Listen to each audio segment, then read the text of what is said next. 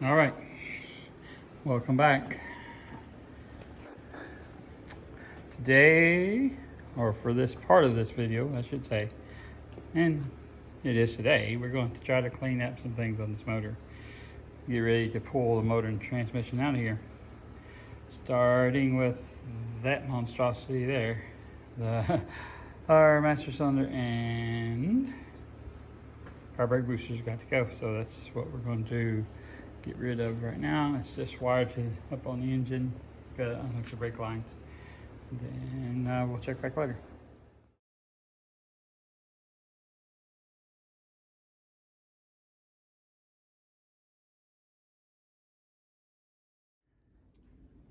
Okay, we got the master cylinder and power booster removed off the vehicle completely. That leaves us with this ABS pump, then the block underneath, and these brake lines headed down the frame. Two of them go to the front, right there, and the other two continue to the back. Sorry if I'm moving the camera too fast there. So what I want to do now is try to get those loose and removed from the car, and we will take it from there. You, sir. Yes, you, sir. I tried to play nice. You wouldn't play nice. So now we're going to play not nice. You know, these are probably the worst things in the world to cut tubing with, because it's all I have in the shop right now. So, Mr. Not Nice Guy, where'd you go? I lost you. There you are. Sneak, sneak. Okay, this is a two-hand job. And then, when things really don't play nice, we get out the big persuader.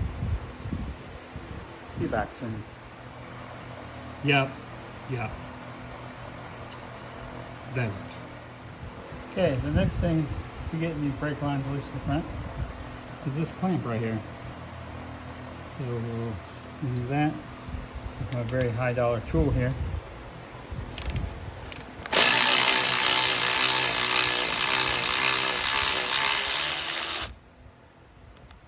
Smooth like butter. So now these lines go down the frame, and there's been a repair somewhere in this car's life, which makes my life easier. Hopefully I can get those apart and we can move on to the next step. Do you know what that is, friends? That is success, sort of. The lines are now clear. All the way back to first twist of the frame. I did saw all that one off. That line came loose. And one twisted off in here, I've already pulled it off. So we're ready to move on to removing the ABS pump, and the brake system under the hood will be removed. Hang tight. Okay, here we go. As you can see, maybe you can see, a lot more room with all that out of the way. You can actually see the power steering gear. It's a miracle. Okay, we're going to do something live and unrehearsed. I want these bolts out. They didn't come out when I turned on them. They spun off the nut off the other end. So I do want to keep these if I can. So here goes. Live from New York. Okay, finger's kind of get that, but still. Here we go, live.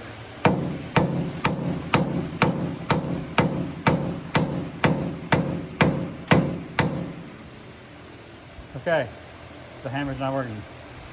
Time for plan B. Okay, as we've already seen, my hammer trick on the mounts did not work. Not sure what I'll do with that from here on out. But on this side of the engine, this is the transmission shifting linkage that was on this column. I've got a clip there, and let me get in there to it, and right there. And that will be ready to take off. Got the fuel lines need to come loose from top of the engine, if not all the way out. But I'll probably stick with the top of the engine for now. And this side could come out on both the motor mounts, of course. So that's our progress for right now. I'm probably going to unclip that throttle linkage, and I may take the fuel lines loose. And if I do, I'll come back and let you guys know how that went. Okay, next on the agenda, pardon my fingers, is I want to remove the power steering reservoir up there. But I want to drain it first. So, like, I'm going to take the hose off right there, the return line, I'm assuming, and it snakes its way up through there. There's a bracket on the motor, but right now I'm just trying to get the reservoir empty, so focus, there we go. Right by the oil filter, there's a clamp. I should be able to take that loose and drain the power steering. Check back in a minute. Okay, well, I've got all that off now. This is the return hose, and I marked power steering hose for obvious reasons. The pump's still on. I'm not removing the pump till I pull the motor. There it is under there. And I learned a little lesson today. Pass on in case someone doesn't know. This particular car, model year, this oil cooler here, the top is the power steering cooler. The bottom part of this is the transmission cooler. Did not know that until today. Thought I'd share that knowledge. Now, on this side of the engine, the only thing remaining I'm aware of is those fuel lines right there. I think everything else on this side of the engine is out, including the motor mount bolts. Not sure if I said that in the previous videos or not, or previous video bursts, that these will all be linked together. So anyway, well, we're going to kind of get to work on these fuel lines, see if we can get those loose. Now that we got the car down, this is the connection I'm going to be disconnecting. This is where I'm going to disconnect fuel lines, leave the rest of them on the frame rails. So, be right back. In case there's someone out there who's never done this before, on these quick connect lines on the modern cars, by modern I mean back into the 80s, use these little release kits. There's a spring down in there. Let's put this one back, just to kind of show you. Take the little ring, press that spring, and it pops off. So I can't do it one-handed. So, be right back. And there we are, with them removed. I will seal those up with some tape or something. It was so that buggies don't get in there. Same thing with there's the fuel lines. Same thing with them. I'll put some little cap on there. And I believe, if I'm mistaken not, that will take care of this side. So we're ready to move on to the other side of the engine. And I am not positive if there's anything to take off over here. Transmission mount's still in there. Of course, the drive shaft.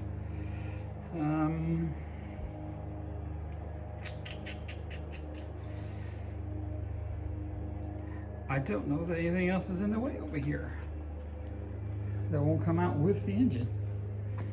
So this may be the end of the old video for this episode, for lack of a better term, but I'll do a little more looking off camera, and when I decide what's going on, we'll make an outro here, but stay tuned, guys. Okay, everybody. I just had a epiphany. These videos I've been recording the last few short bursts. I've not been using my AirPods, so if the sound is off a little bit, that's why. Anyway,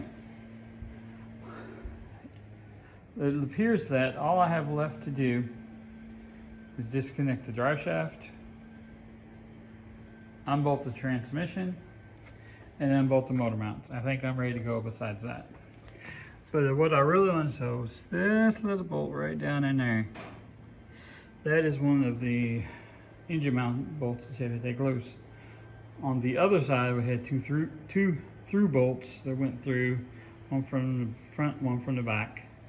This one has one. On this side, we have one through bolt, but we also have this bolt right here. So, looking for a through bolt, you won't find it. Okay, so we're gonna get these bolts out what we can and get just as close as we can to getting this thing out.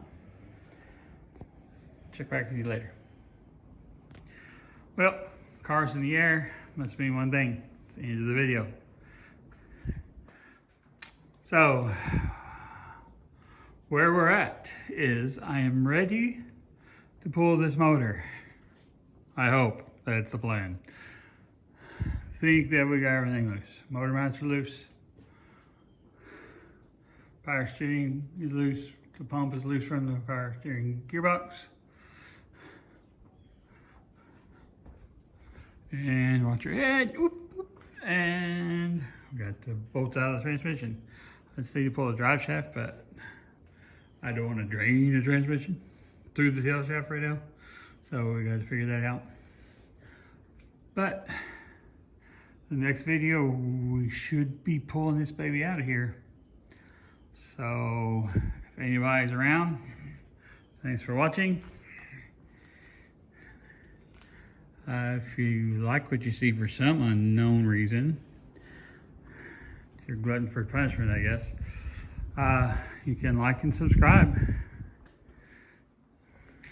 We're going to keep hammering this thing a couple hours a day. That's what I've put in about today, about 2 hours. And the last time I videoed, I put about 2 hours in that day. So we will wrap it up here again, like I said. If you're feeling froggy, like and subscribe. Thanks.